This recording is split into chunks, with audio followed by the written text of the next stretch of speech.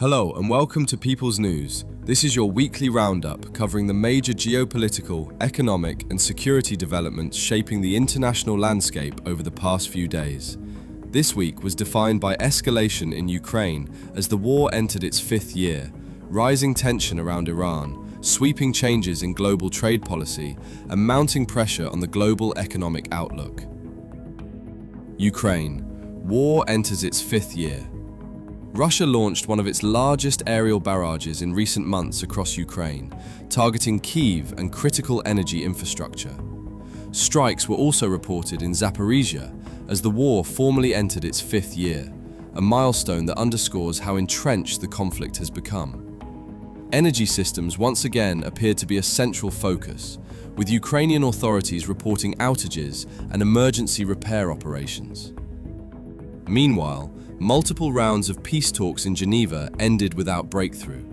There was no agreed ceasefire framework, no implementation timeline, and no visible reduction in hostilities.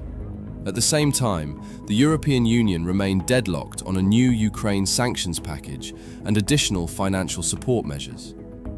The World Bank revised upward its estimate of Ukraine's reconstruction cost, a reminder that even if fighting stopped tomorrow, the financial burden would stretch for years. This week's pattern is clear. Negotiations continue, but escalation persists. US-Iran tensions and regional pressure. Attention also shifted toward Iran.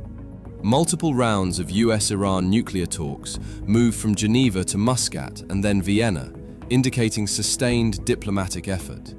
At the same time, reports emerged of a significant US military buildup around Iran, including the deployment of more than 150 aircraft across the region.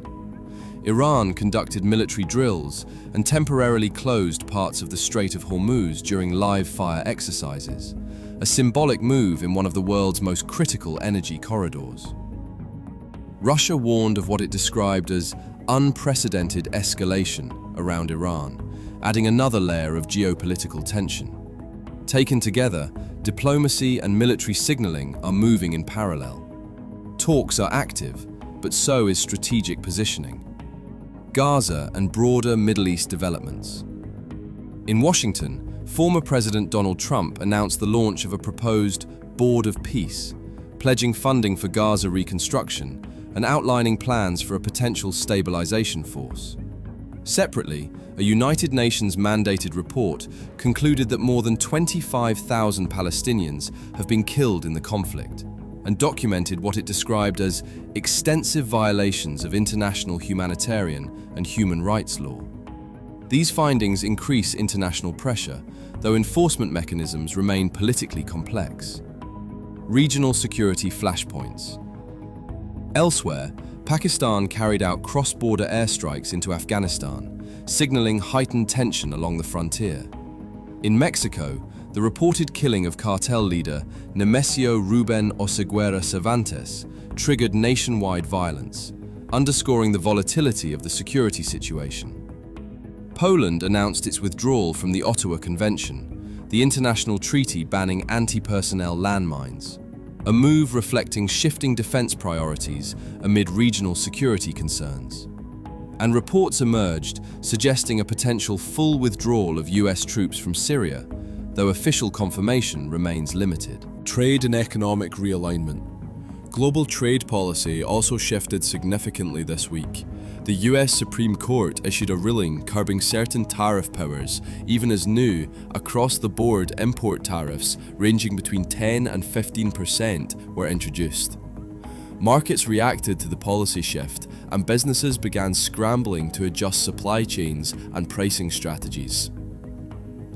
The United States and Taiwan advanced a reciprocal trade agreement with implications for semiconductor supply chains and strategic energy cooperation. Meanwhile, the upcoming review of the USMCA trade agreement highlighted growing convergence between economic policy and national security strategy, particularly around critical minerals and advanced technology. Mexico's interoceanic corridor project, seen by some as a potential alternative to the Panama Canal, neared completion, adding another piece to the reshaping of global logistics routes. India also moved forward with new high-speed rail corridors and expanded freight and waterway infrastructure, signaling long-term industrial ambition. Climate, regulation, and global outlook.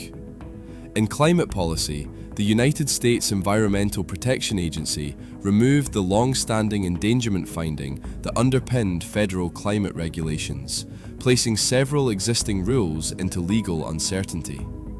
At the same time, US states began exploring data center energy regulations as artificial intelligence expansion increases strain on electricity grids.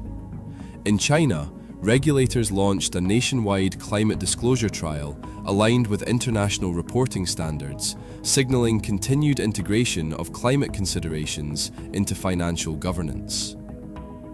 The United Nations revised its global growth outlook to 2.7%, citing rising debt burdens and escalating trade tensions as key risks. Meanwhile, severe flooding struck Mindanao in the Philippines, and deadly floods and landslides hit Minas Gerais in Brazil, reminders that climate-related disasters continue alongside geopolitical tension. Closing. This week was not defined by resolution. It was defined by structural pressure. War entering its 5th year in Ukraine. Nuclear talks continuing alongside military buildup. Trade policy tightening amid strategic competition. Climate regulations shifting across major economies. And global growth slowing in a more fragmented world.